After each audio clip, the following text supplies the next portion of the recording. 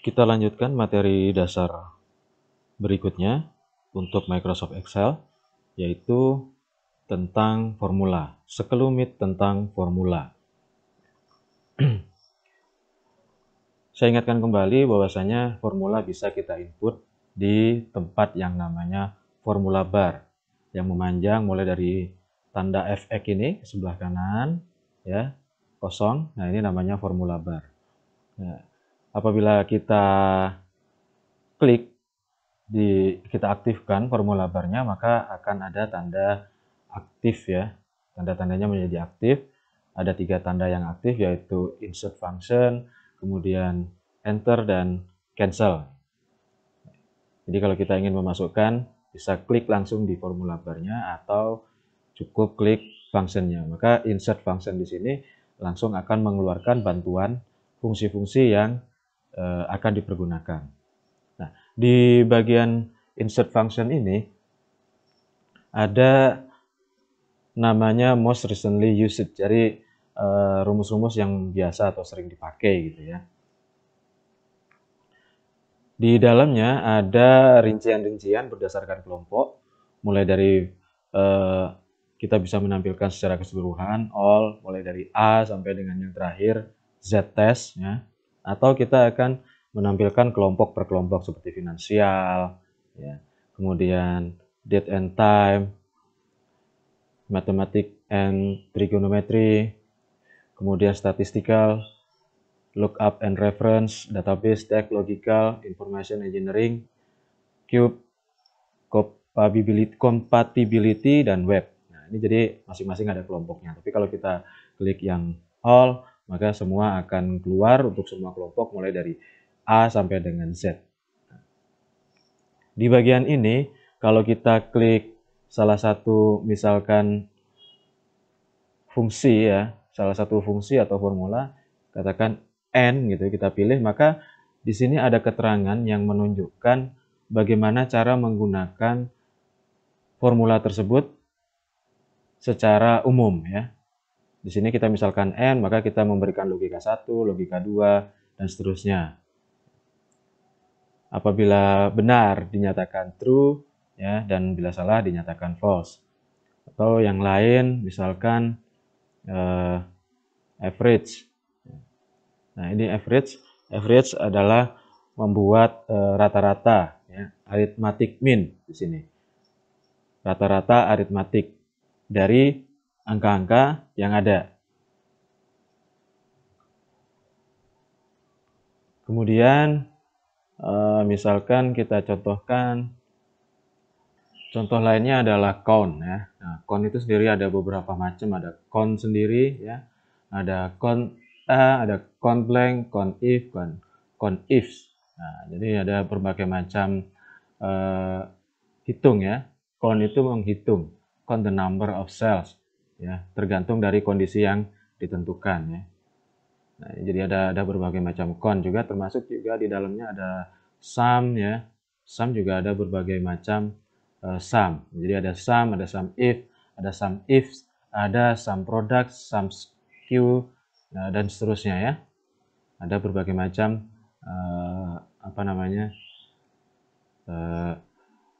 fungsi, ya. Nah, jadi kita misalkan ingin mengetahui lebih lanjut tentang fungsi-fungsi tersebut, katakan misalkan kita pilih sum, ya, maka kita bisa mengklik help on this function. Ya, maka akan keluar rujukan lah, katakan seperti itu, rujukan yang terkait yang sudah ada di Microsoft di bagian support, ya. Jadi di sini bisa dilihat berbagai macam penggunaan, kemudian ada beberapa topik yang mungkin terkait dengan sum itu sendiri. Nah, kemudian juga ada beberapa bagian yang mungkin kita perlukan untuk kita lihat lebih lanjut.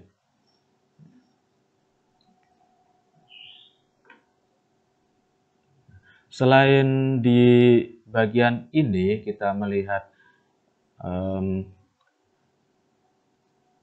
rumusan-rumusan atau hal-hal penjelasan-penjelasan yang disampaikan secara singkat, kita juga bisa melihat secara langsung di formula bar atau di sel yang akan kita kerjakan. Misalkan seperti ini.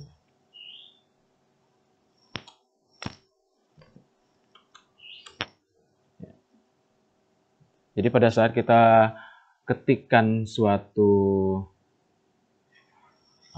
suatu formula, maka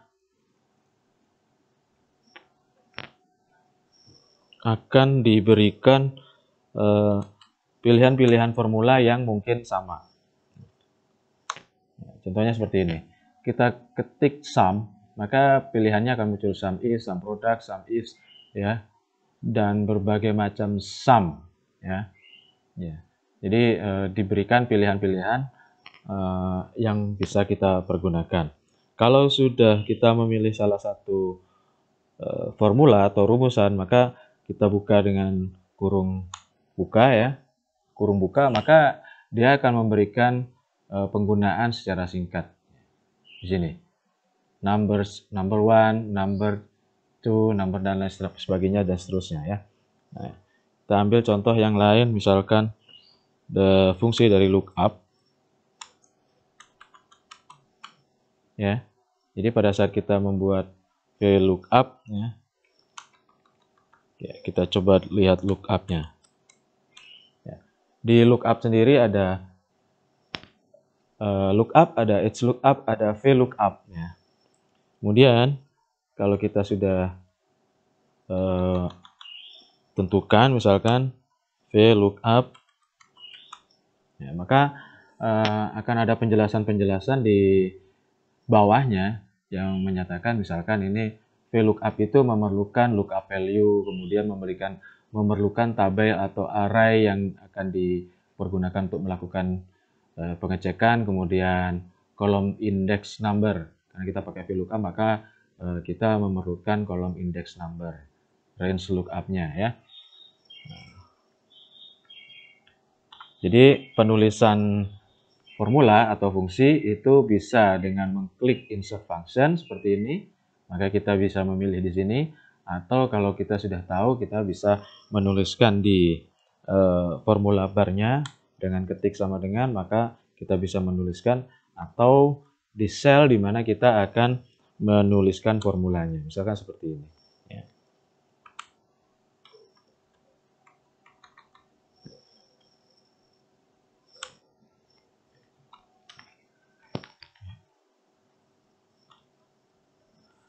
Baik, itu penjelasan singkat mengenai formula, ya.